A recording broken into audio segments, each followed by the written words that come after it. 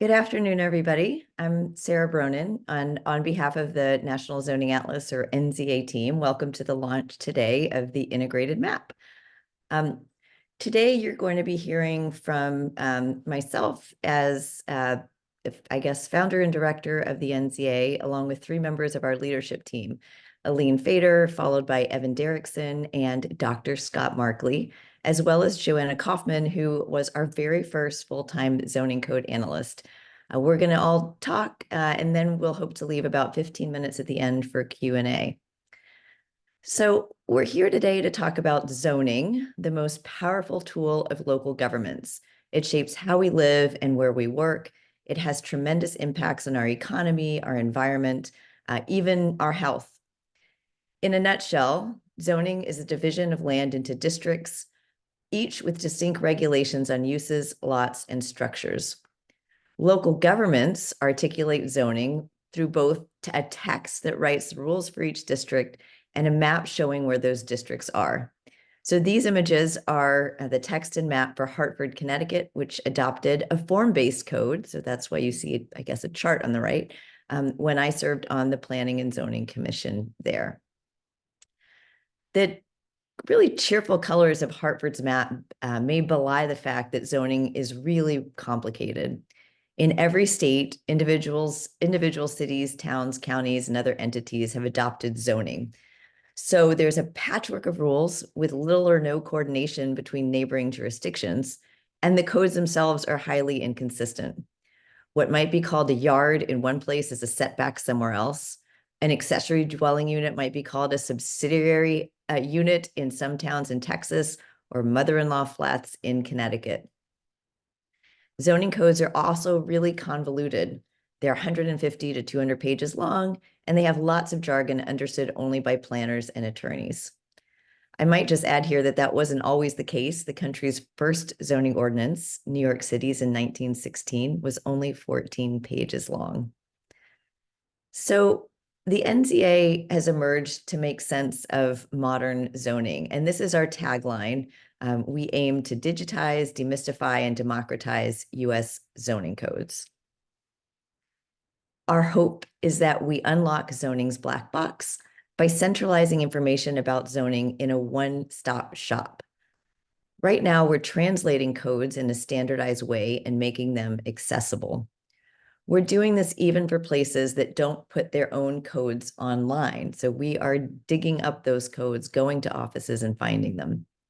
I mean, for us, the main question is, how is anybody supposed to understand zoning? How is anybody supposed to influence it when you don't even know what your town's zoning code says? And so with that really basic background about zoning and why we're here, I want to talk about our basic operating principles. So first and foremost, our team is attempting to deploy data for the public good for all the reasons I just mentioned. We operate with consistent methods from the very beginning. We've had a methodology document that Aline will talk about, but we're also constantly evaluating and adapting our methods, whether it's how we look at the text or how we develop the map itself. We believe in collaborating broadly, so we have a broad range of institutional partners, and you'll see that in just a moment. As a longtime professor, currently at Cornell, I really believe in this one, cultivating up-and-coming talent. So we've had legions of students, including a few who work directly for the central team, that have worked on this project from the very beginning when it started in Connecticut. I think that's really important. Giving people a passion about zoning at a young age, I think will help us get to better zoning in the future. And then finally, and this may be obvious, but we assume that the challenges relating to zoning are solvable, and we certainly assume that they are worth solving. So with those principles in mind, about 18 months ago, I guess you could say I bought a URL and announced the existence of the National Zoning Atlas, not really knowing whether anybody would join. But by January of last year, we had interest from people in about a dozen states, and the 4 original National Zoning Atlas staff members came on board. Today, we have active projects in 30 states with upwards of 80 collaborating institutions, too many to fit on this slide, but each one deserving of huge thanks as they contributed to the map you'll see today. So efforts in each state have been led by local groups, by central staff housed at Cornell University, and by some combination of both. This map tells you a little bit of that story at a glance, and the darkest states here are completed atlases. So together, those efforts have resulted in almost 8,000 jurisdictions in progress. And just to give you a sense, there are about 37,000 local governments across the country. There are 30 states, as I mentioned, in progress. There are almost 2,000 jurisdictions that you'll see on the map today. And there are actually more jurisdictions that we've completed that just didn't get pushed into the map yet. There are 8 total state and regional atlases that have been fully completed and announced. And then finally, we've had over 300 contributors to date. So this little snapshot slide is just aiming to give you a glimpse of sort of where we are in the project after about 18 months. Most importantly, though, we have 13 full-time staff members, my favorite contributors to the project because I get a chance to work with them every day. So the central team consists of the 2 teams, really, a zoning code analyst team and a geospatial team. I'll also mention Diana Drogaris as an additional member of our leadership team. She's the outreach coordinator, and some of you have worked with her, and she's coordinated this webinar, so special thanks to Diana today. I'll say, too, that we love our interns, our up-and-coming talent. These students that are currently on the project are from Cornell, Harvard, University of Texas, my alma mater, and the University of Miami. Also, though, did her undergraduate at Cornell, Time Sue. So with that, it's my pleasure to introduce an essential member of the leadership team, Aline Fader, the zoning coordinator. Hi, I'm Aline, and you're going to hear later from our geospatial coordinator, Scott Markley, but I'm going to speak for both of us in providing an overview of how we make the atlas. So from the very beginning of the project, we've had a common methodology that's enshrined in our how-to guide, and it's used by our analysts on both the zoning and the geospatial sides. The guide explains how analysts should input information through the online data entry tool and database, which we call the NZA editor. On the text side, for example, it offers interpretations of key terms, like how do you figure out whether something's an accessory dwelling unit versus 2-family housing, and how do you calculate minimum lot sizes.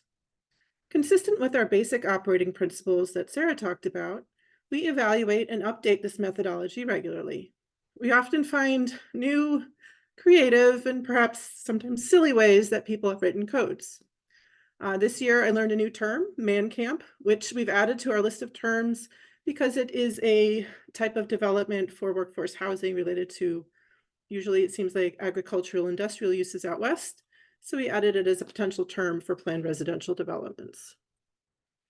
The zoning code analysis involves 4 basic steps. We collect the codes and maps, we identify and classify zoning districts, and then we input data about each of those districts. Then a team leader, sometimes that's me, will review and finalize the data for publishing. The first step, which is gathering codes and maps, seems pretty simple, but it might not be. Smaller jurisdictions don't necessarily have staff or budget to put their codes online, or even have staff full-time in their offices. Some older codes are just on paper. In rare instances, we have had to do Freedom of Information Act requests, pay fees, or show up in person to take photos of a map. Codes for larger jurisdictions might be monstrously large, and they're usually online, but that presents its own problems. Boston's code is over 3,000 pages long, as an example. The next step, once you have your codes, is to identify every single zoning district that is in either the zoning code or the zoning map. This also seems simple, but it can get a little complicated if they don't line up.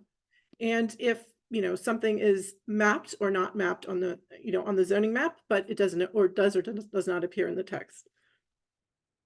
At this stage, we also identify what type of district it is, whether or not it's residential, and whether or not it's an overlay. Here, from the view of Ithaca, you can see, this is a view from directly inside our editor. You can see the College Town Residential 1 as an example. It's primarily residential, which means it's mostly homes with probably a little bit of things like schools or parks and community facilities related to that.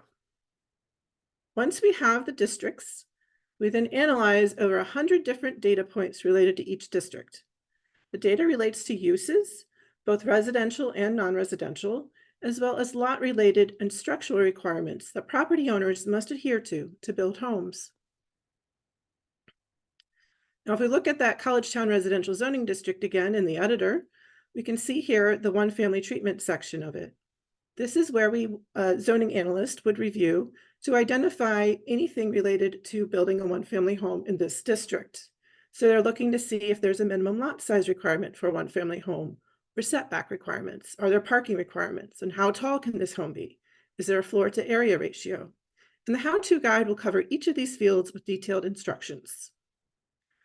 Please note that Ithaca has 53 zoning districts. That's potentially 100 plus fields per district and 53 districts. So there are over 5,000 data points that our analysts had to look for while translating them to. It's quite a bit of work.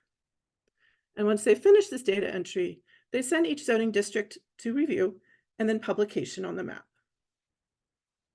On the geospatial side, analysts start with a very similar task. They gather up geospatial data and zoning maps. They then create, clean, and upload that zoning district geospatial data. Here are some examples of maps that have been collected or created. Sometimes geospatial data will be nice and readily available, and other times you're going to have to request it or even build it from scratch using parcel polygons in the PDF of the official zoning map.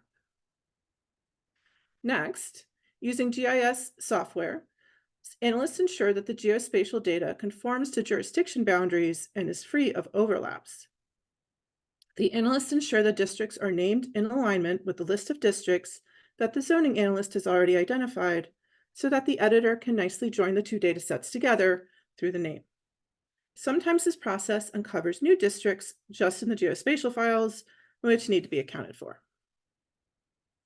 Next, analysts clean the data to enable our apples-to-apples comparisons between jurisdictions. The national team will run an algorithm that removes roadbeds, major water bodies, and protected state and federal lands.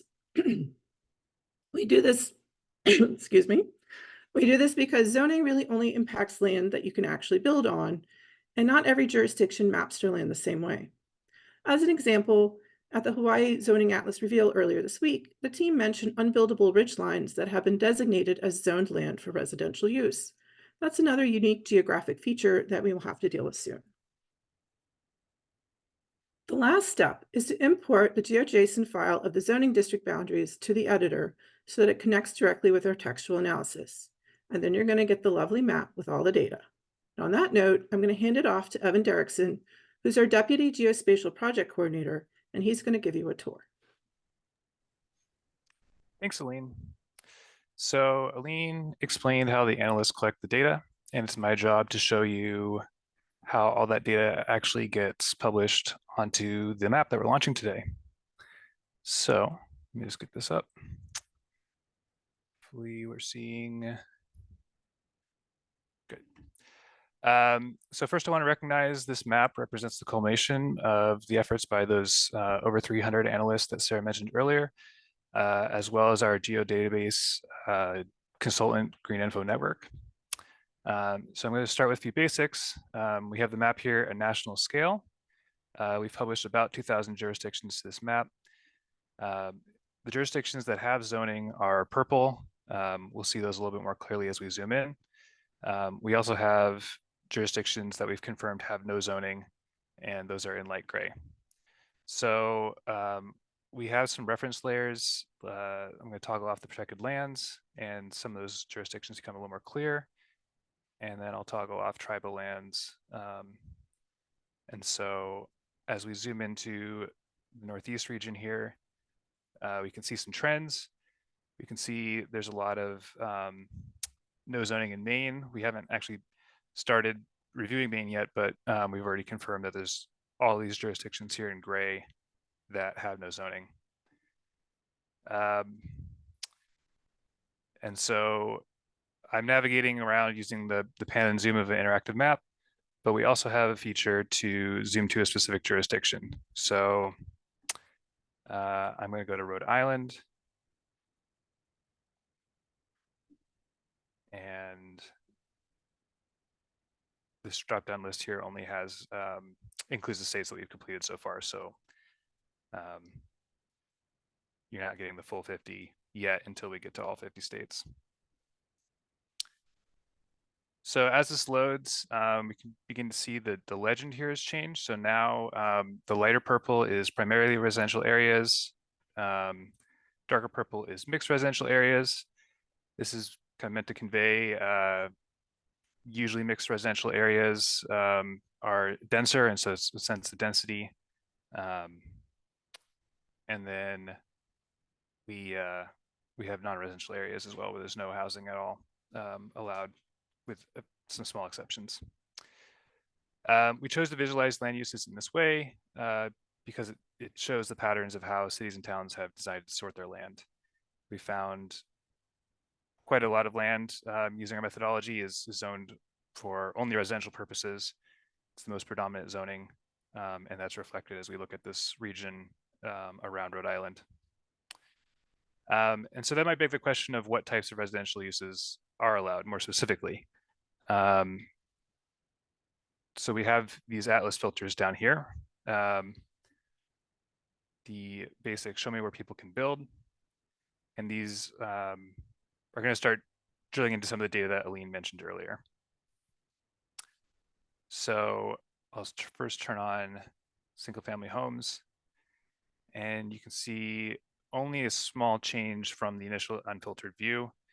We've had a few districts that have disappeared that do not allow single family housing, but single family housing is allowed almost everywhere in our map view here. And now if I toggle on multifamily housing, apartments with 4 or more units, you can see there's quite a lot less of the land in our view that allows 4 units or more on a lot. Now maybe that's all you need from the map, but for more advanced users, we have more advanced filters. Go down here. And I'm going to pick a specific jurisdiction. We're going to go to Providence. Zoom to that. So if I go to advanced filters, I can click onto one family and is it allowed? And again, just like the region at large, almost all of Providence allows single family housing. Now that we've got this jurisdiction selected, we've got a box down here that's showing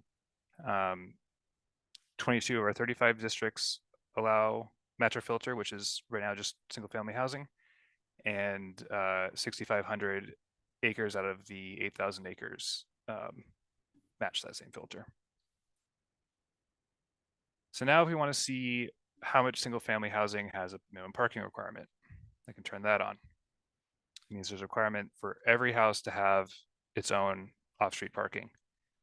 You again see virtually no change. I click no. You can see almost no land fitting the criteria. We have 25 of our 8,000 acres fitting that criteria in the downtown area. One last thing I want to show is accessory dwelling units, sometimes called in-law apartments or granny flats. So we'll toggle that on. You can see much of Providence does allow ADUs. We have 11 out of 35 districts, which is not bad. We can also, though, check to see if we have occupancy restrictions like owner occupancy or family occupancy. And if we toggle those off, you can see actually that there's nothing left. All of the ADUs that are allowed are subject to some sort of occupancy restriction. And so that can help people understand a bit better when we're talking about ADUs, that there is sometimes a difference between in quality of, not quality, but a qualitative difference, I should say, of what exactly that means. The last feature I want to show you is the cards we've made for each zoning district. So if I scroll down here, there's this little header at the bottom. And we can see all the cards that match. Actually, we'll put our ADUs back on, and it will actually filter the cards. So now we're back to our 11 out of 35. Providence has a lot of educational institutions. And so if I click on to I2, we can see again, a lot of the data that Aline mentioned earlier. You can see that different types of housing are allowed in I2. 1 through 4 family allowed conditional. And you can also see if we have minimum parking requirements, height caps, maximum density, and so on. Hopefully that provides a good overview of some of the key features of the map. I'm going to turn it over to Joanna Kaufman, one of our zoning analysts, to delve into some analysis of a region of a totally different region of the country.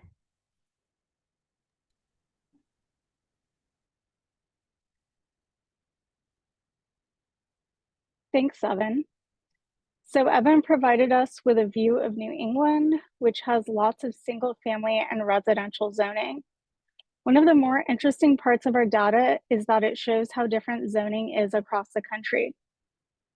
I'll be talking to you about our zoning analysis for the Las Vegas Metropolitan Statistical Area, which is made up of 6 jurisdictions within Clark County, Nevada.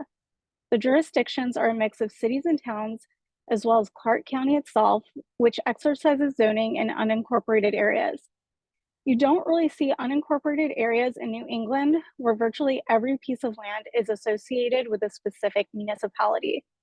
In this region, you see a lot of land without an NZA color, even without the gray that denotes no zoning. That's because Nevada is a state with lots of protected federal and state land and tribal lands where zoning does not apply. The map on the right turns off those 2 layers, which Evan mentioned. This little image shows in greens and browns how much protected and tribal lands are in the Las Vegas area. I have firsthand seen how zoning codes can vary greatly in complexity. In the case of the Las Vegas MSA, we reviewed over 2,300 pages of text for the 6 jurisdictions. There were a total of 218 map zoning districts. Las Vegas was the most complex, with a text of 788 pages and 56 zoning districts. Because our review pairs data from written regulations with geospatial data across jurisdictional boundaries, we can understand land use patterns at the regional level. In the case of the Las Vegas MSA, most of the land area is not regulated by zoning. As shown on this chart, 2% is tribal land, 3% is unzoned, and 84% is unzoned federal or public lands. Again, we're on the other extreme from highly zoned New England. That said, of the 11% of land with zoning, more than half allows residential uses. And of the 59% of zoned land that allows housing, single-family housing reigns supreme. 95% of land that allows residential uses allows 1-family housing, compared to less than 1/3 that allows 2 or more family housing. You'll see in this chart, some of it is solid and some of it has a hatch pattern.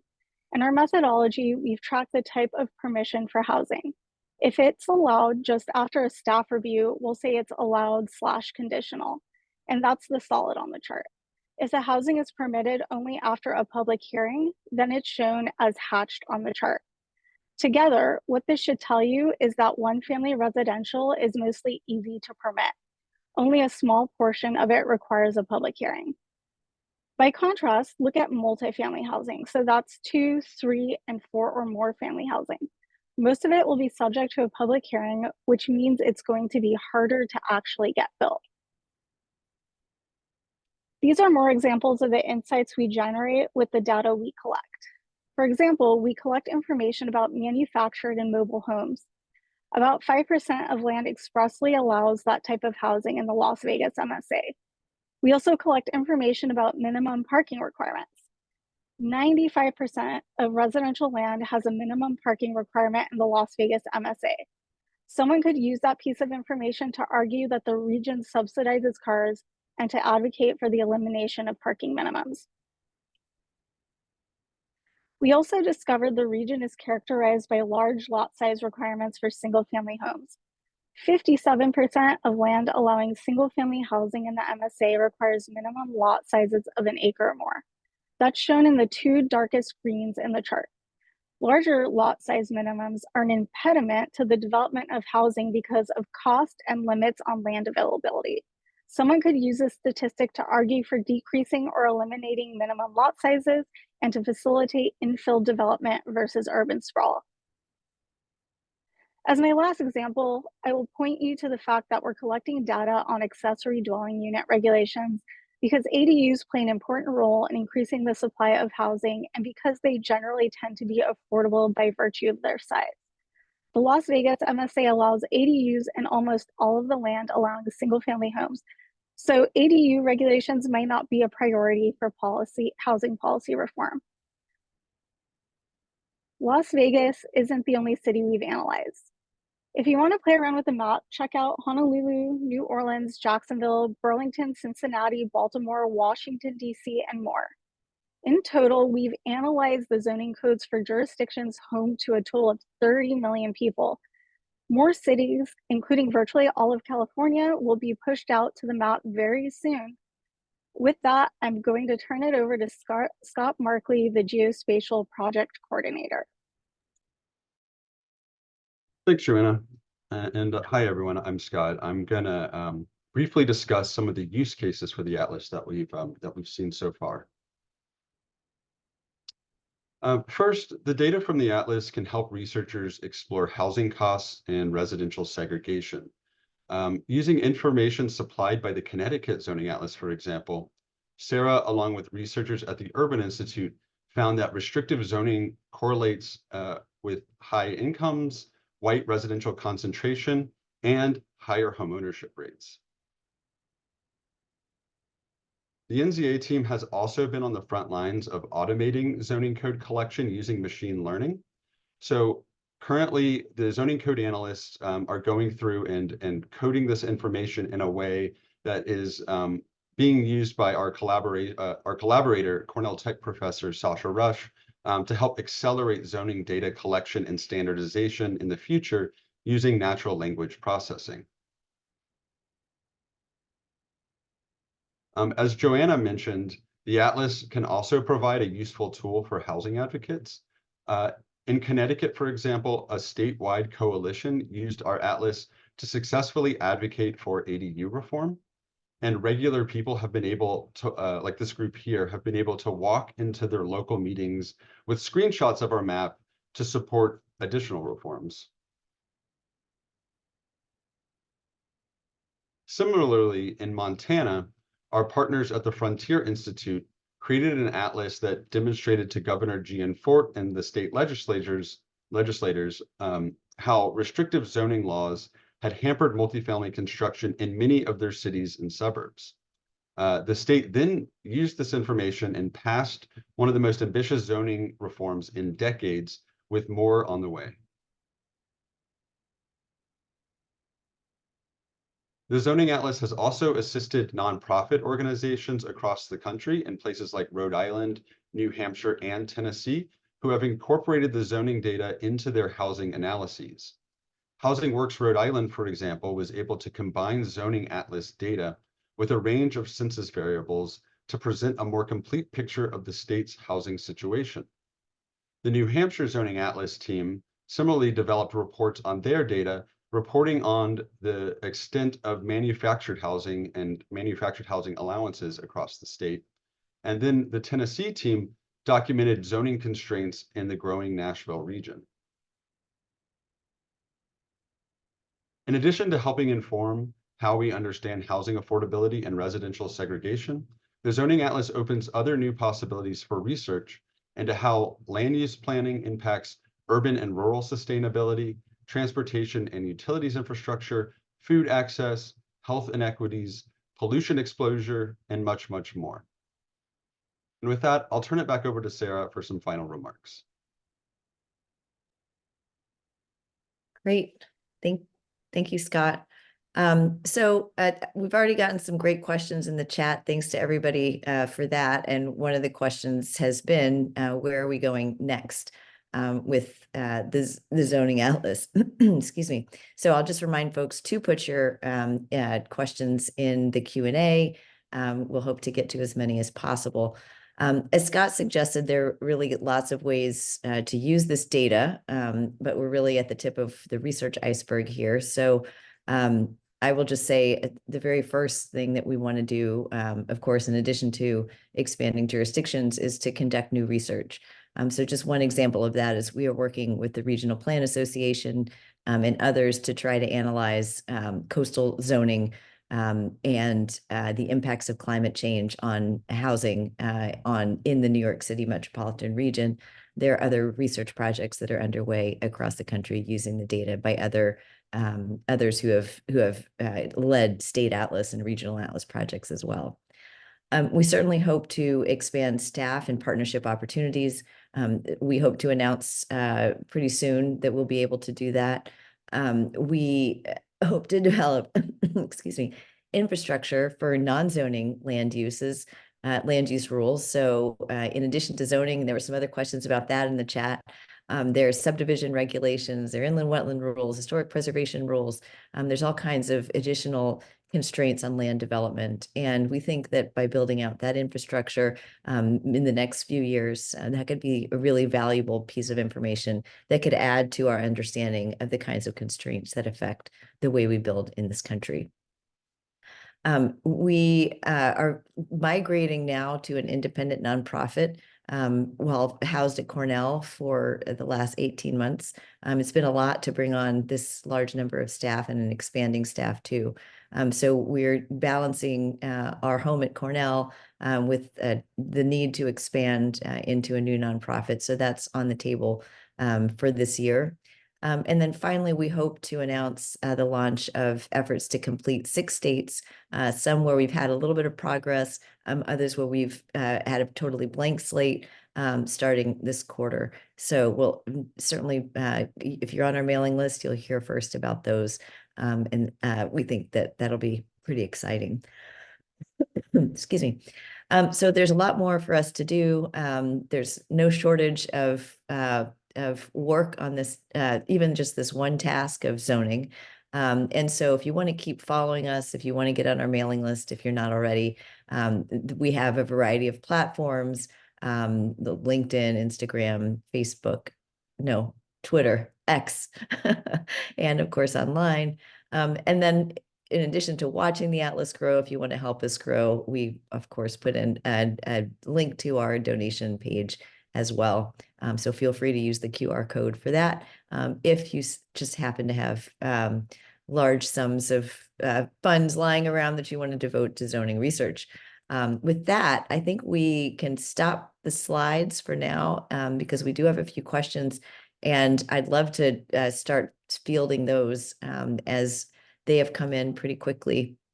So the first question is, what does it mean in practical terms when we say no zoning? And that's a pretty simple one. Going back to maybe what I just mentioned, there still may be land use restrictions on that on those lands.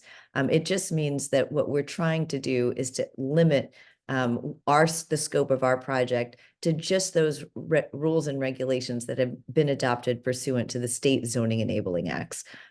We realized very quickly that if we didn't do that, we would be sprawling out, no pun intended, into all kinds of land use regulations, and that would be biting off a little bit more than we could chew. So where we're drawing the line is, was it adopted pursuant to a state zoning enabling act, or was it not? If it is, then we document it. If it's not, then we say no zoning. And I don't know, Scott or Evan, if you wanted to talk about the graphic depiction of that and how we chose light gray and what we hope people can read from by knowing that there is not zoning in certain places. Sure. Yeah, we we find that we've got areas that we are actively collecting data on, and so the map is going from having nothing on there to having zoning districts added. But we also wanted to represent that areas that don't have zoning, so that it's evident to the users that they can see that those areas have been assessed and gone through our procedure, and that we've ascertained from our investigation that there's no zoning there. And so that's why we present it on the map. Great. The next question I want to pitch over to Aline, and that question is, how do we document zoning changes? So you mentioned the editor tool. There are a couple questions about how are we able to track that just from a mechanical nuts and bolts perspective. Can you talk about how the editor logs those changes? Yeah, it's a great question. Zoning does change over time, and part of our methodology does ask that teams that are working on it periodically go and make sure that their zoning code data is up to date. So if, with larger jurisdictions, this might be really difficult because they change month to month, but at a regular pace, teams will go in and update the data based on new changes to zoning. And they can do that in the editor very easily. They can mark a change date and identify whether it's changed, whether the district has been gotten rid of entirely, we call it expired, and whether a new one's been added. And all of the historic data is also saved. So eventually over time, we'll be able to do comparisons to say, what was the zoning like in 2024 versus 2034? And we can see how zoning is changing over time. So that'll be an exciting new type of research that we'll be able to do once we get our data sets going. Anybody have anything to add to that? I mean, maybe I'll just add that, the other question is, how do we get information about these updates from the public at large? That's something that we've been thinking a lot about. How do we engage local planners who might have an update? In fact, we just got some emails this week from the local planner in Stamford, Connecticut, which had just adopted accessory dwelling units, enabling those for the first time in decades. So we will track those in the editor, but that's a one-off. So we certainly want to look at how to make that kind of input and updates more systematic and easier for planners to engage in. Evan, I don't know if you can pull up a region on the map because we got a question about public hearings. And the question was, which states require public hearings? And actually, just as a note, state enabling acts enable local governments to either approve housing with a public hearing or not. So it's really up to those local governments, not at the state level.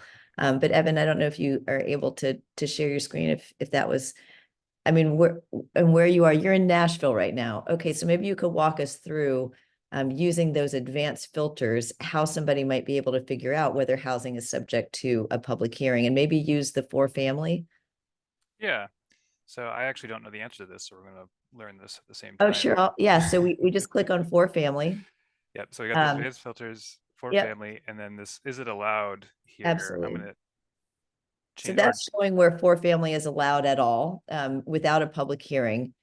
This is showing where it's allowed with a public hearing in that same region.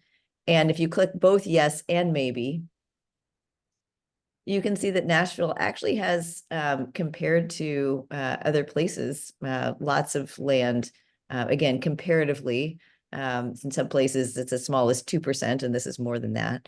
Land that's actually allows for multifamily housing, both as of right, that's the yes without a public hearing, and then where it says maybe subject to a public hearing. So we've documented both of those in jurisdictions around the country.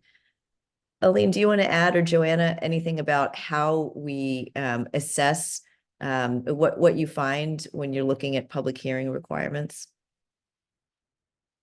Sure. I will say that we are agnostic about who holds the public hearing. So if it's a planning board or a historic preservation board or whatever it might be. So if there is a public hearing required in that area, we just note it without specifying who is holding it. Also say that whether or not there's a public hearing adds a certain degree of uncertainty to developers. So if there's a public hearing, that often means that there's a lot of uncertainty about whether they're going to get that approval. So it is a very important distinction for us to make on these maps. Evan, while you're in this map, we also did get a question about the 2 and 3 family range. So I don't know if you would mind opening the 2 and 3 family, and just to show that user that there is a capability of doing not just 2 family, but also 3 family separately and 4 family. And again, Aline or Joanna, where do you see the distinctions? I think in some places we see a lot of 2 family, and then 3 and 4 family are treated together. Is that how you would characterize a lot of that? 4 or more, so that 4 is 4 or more family, I should say, if you can't read that for the audience. I can begin to answer it, and then Aline, you can jump in if you have anything to add. In my analysis, I've actually seen a lot of 2-family housing, and then jurisdictions may vary in how they define 3 or multifamily housing. Sometimes it's 3 or more units, sometimes it's 4 or more units, and then 3 units are regulated separately. That's rare. In rare instances, I would say for the most part, 3 or more is generally considered multifamily. I also want to add that we are looking at townhomes, and that's where lines get a little blurred. Sometimes codes in the definition section may make it clear that townhomes or row homes are 1 unit per lot, because we are looking, if how many units are allowed by lot. And sometimes the code doesn't clarify for townhomes and row homes if that's the case. And sometimes it's just the design. In those instances, we will log that type of housing as 4 or more units because we're not able to distinguish if it's 1 unit per lot. Yeah, I'll also note, we sometimes see weird gaps. So sometimes you'll see 1 family and then their definition of multifamily be 3 or more, but they will not mention 2 family. So it gets, sometimes you see an odd gap here or there in some of the jurisdictions. They all have their very different flavors. So, one of the key things we always do is read that definition of multifamily because it varies widely depending on where you are in the country and even within a given state. Great. Thank you. There are a couple other questions I think we could probably, and I think the map questions are done, so we could probably take the map down, Evan, until future notice. The next question on the list that I see, hold on one second, I just lost it. Can you see the various uses allowed or not? So hopefully we answered that question. Maybe we can talk a little bit about the non-residential information that we are now tracking and the kinds of additional categories that don't show up on the map yet, but will show up on the map once we go back and make sure all the posted jurisdictions have that information. Aline? Yeah, sure. We started doing a new field recently to categorize our non-residential or mixed-use districts so that we can identify generally the type of uses that are happening. And this is very tricky with commercial and non-residential uses because it varies. And I was surprised that a lot of commercial districts, for instance, don't allow restaurants, and that's a separate thing. You have to go to a special, public hearing and for your restaurants, things like that. Of course, my experience was in New York City, where we love mixed use, and so it's a lot of uses. But each jurisdiction has its own flavor about how they break up non-residential uses. So we created these generic categories to try to capture the most common combinations of use. So we have things like industrial, combination industrial, commercial, like a mixed use that you see in a downtown. So we have a grouping that we call like a mixed, but it's a downtown type of mix. It has institutional, tourist, retail, commercial, office buildings, all those sorts of things, maybe even breweries and stuff like that. And so we have these categories based on our current experience in the parts of the country that we've been working. And as we said earlier, as we go and we find new zoning codes, we learn new things about how different places categorize and group things. So we might tweak it going forward. But that's a new field. It'll be coming out soon. And hopefully it'll help to get some more information about the types of walkable, communities that I think a lot of people are looking forward to living in at some point, so they don't have to be so car dependent. So here's a question that we've also struggled with, a little on the map side, but mostly on the tech side. 2 related questions. What happens? How do you track the local ordinances when a state law changes and the local ordinances are inconsistent? So I'll give one example in Connecticut where And when we did the Connecticut zoning atlas, we found that the vast, I mean, was it the majority, but it was a big chunk of towns had in their zoning codes a minimum unit size requirement, even though such a requirement had been held, in that case, it wasn't a statute, it was held unconstitutional by the state court. So the towns were not supposed to be enforcing that, and probably shouldn't have had it on the books, but it was inconsistent with a broader state rule that said no minimum minimum unit sizes rather. So what we did there was we documented all the minimum unit sizes in part to show the inconsistencies with the text on the ground and the state statute.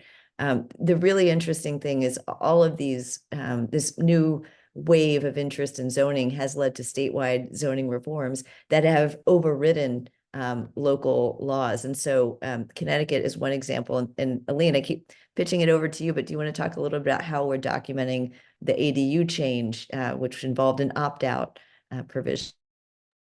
Yeah, we can customize the editor by state. So for instance, in Connecticut, we have a field where we are tracking whether or not they decided to opt out of having ADUs, which is a provision of that legislation. So as that regulation kind of rolled out, we tracked it with our partners at Desegregate Connecticut, and we're able to kind of create a list of those which we're adding to the system so that we can kind of track that. Montana's also had some statewide changes, and those are right now, I think there are lawsuits going on, so we're kind of waiting for that to shake out. But, you know, in general, like, we keep an eye on those sorts of things. Florida also had recent legislative changes, so it happens quite a bit. And we need to kind of we keep up on the news on zoning, and we try to track these things and analyze the changes as they come through. So our team, I believe Joanna was one of them, actually looked at the Florida statutes when it came through to kind of see how would this impact our data entries and how we should adjust. And because each law is going to be different, we do have to do it on a case-by-case basis. So Annette Byrne from our Rhode Island project has a question, and I see a couple of our project coordinators and participants here. So nice to get the question. And Annette's question, I'm going to pitch to Scott. It's really about the federal government's initiatives on removing obstacles to housing and HUD. And I thought, Scott, you might talk about the funding that the project is receiving from HUD, the jurisdictions we're covering, as well as the recent publication that you co-authored, and anything else you want to add on our coordination with that federal agency in particular. Sure. Yeah, we are working with HUD on a grant to map the 50 largest metropolitan areas. So working with them, that has helped us to knock out places like Las Vegas, Jacksonville. We're moving on to Miami, Boston, other major cities. And in our partnership with HUD, we wrote up on our methodology and elaborated on the need of the zoning atlas and what it can do to help policymakers and researchers and other local advocacy organizations better understand the role of land use planning and how it shapes where they live and what uses can go where. And so we've been working really closely with HUD to help build a lot of this atlas. Great. And HUD is one of several really critical partners and funders. And so we had them listed on one of the slides. They're also on our website. We've gotten great support and really appreciate all of that. So we have about 10 more minutes and a few more questions. So I'm going to try to get to as many as possible. Oh, there's a comment about Vermont zoning. Half of the 250 towns in Vermont have no zoning. Does somebody want to maybe just mention real quickly that progress from our Vermont team and the effort there? I guess I can take that. Our Vermont team has, they've been a great team. They are working with a collaboration. They have across the whole state. So they are actively working with volunteers and the regional planning groups that are in Vermont. And so they have the Burlington area pretty much done, but they are moving on to hopefully get the whole state done. So they are very actively working on it. So over time, you should expect to see more of their jurisdictions pop up on the map, just like our other active teams, such as Virginia and such. And I think there was also a question about New Jersey in there somewhere, and New Jersey is just starting, so they haven't actually produced any complete jurisdictions yet. There's a lot of kind of organizing at the beginning when we get our team started to get funding and to kind of figure out staffing and all sorts of things. So they're still at those initial starting phases. So those teams that are not that you don't see on the map, either one, have not imported all their data yet, or are at those initial stages. Thank you. Yeah, I answered that one. So it may have disappeared in the Q&A. I just answered that one really quickly. Thanks for bringing that up though, because it speaks to how we actually onboard our teams. We have a comment from Noah Hodgetts. Again, another great team member from the New Hampshire team, the third state atlas to be completed. Asking, have you thought about adding a building footprint layer or doing analysis around what parcels are considered already built out under existing zoning? And maybe Scott, I'll pitch this over to you. I mean, do you see this kind of 3D modeling or a build out analysis as being someplace the atlas can go from a research perspective? Yeah, no, for sure. That's definitely something that we've discussed internally. There's a wide array of different spatial data sets out there that we are really excited about the future of the National Zoning Atlas and how it can be integrated with those data sets to answer all sorts of questions around land use and different urban environments. And so we've talked about a building footprint, adding a building footprint layer. That's something I think that's longer term as far as how we would implement that. But appreciate the suggestion. Can I just add that some of our state teams have used this data that they've collected. It's very hard to find national data sets of things at this point. So, but a lot of the state teams have been able to do analyses where they look to see whether or not the zoning actually meets the built environment, like what's built there now, could it actually get built? And to see whether or not there is actual capacity to build new homes. So even if it's zone residential, if it's fully built out, you might not be able to build new homes. So those are two of the main analyses that I think people are finding very helpful with this data set. And while we don't have that embedded in our atlas now, its potential, I think, is there. Yeah, I mean, reliable data about building footprints and what's there is also another, put that question aside. There's a related question about building heights. And the question is, do we collect data on building heights? Joanna, you want to maybe take that one? Yeah, we do collect data on maximum allowed building heights. And then we have the ability to enter visual notes. So we will also make note if there's a building height minimum, for example, which sometimes there are, especially if there's form-based codes. But we don't know what's on the ground. We just collect what's in the regulations. Great. And so, yes, we do have that data. And as Evan showed in the map, what we, we try, there's a balance in the map between all this voluminous information that we've collected and I guess the ability to effectively communicate with the public. But one line we do have there is maximum height. So you can toggle that on and off and see how much land is subject to a maximum height cap. It's something, as Evan showed, you can get by jurisdiction and calculate how much land is subject to a height cap.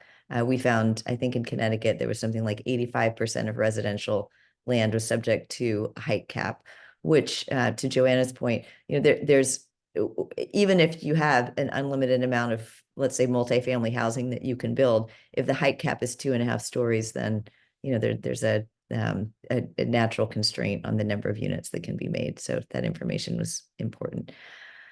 Okay. There's a question here about the relationship between our information and advocacy efforts. I don't know if anybody wanted to touch. Scott, you touched a little bit of that in your conversation. How are we seeing either from the project teams or otherwise this data being used for those purposes.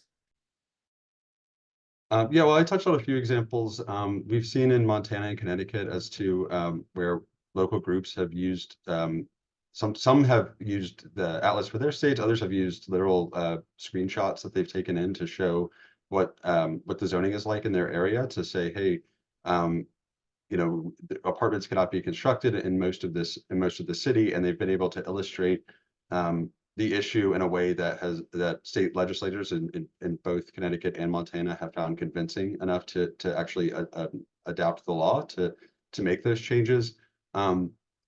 Also, we've had other groups so far that have presented this information, again, illustrating sort of the extent of the issue in their communities. And so we've got a legislative session coming up. I know that teams in Tennessee and New Hampshire have been presenting this information in those states. So we'll see where things go there. Great, thank you. There are some other suggestions in the chat, and maybe we'll log those for future use. One of them is about property taxes. One is from somebody based in Mexico, maybe with some experience in Mexico. So all of these are really great questions and speak to the many different uses of this data. One last question that I wanted to answer was, are there internships for this summer? So certainly we advertise internships pretty regularly. There is a jobs posting page on zoningatlas.org/jobs. So as opportunities become available, they are posted there. And as I mentioned, the team will likely be expanding in the first quarter 2024. So please keep your eye on our social media and forward that information to people who want to join this team. Any last thoughts from my fellow presenters? Okay. Well, sorry we didn't get to each and every question, but really appreciate everybody for joining us today. Please do find us if you need us. Our main email is info@zoningatlas.org. But we appreciate your time. Diana, I appreciate your assembling all of this today, and everybody have a great week. Bye.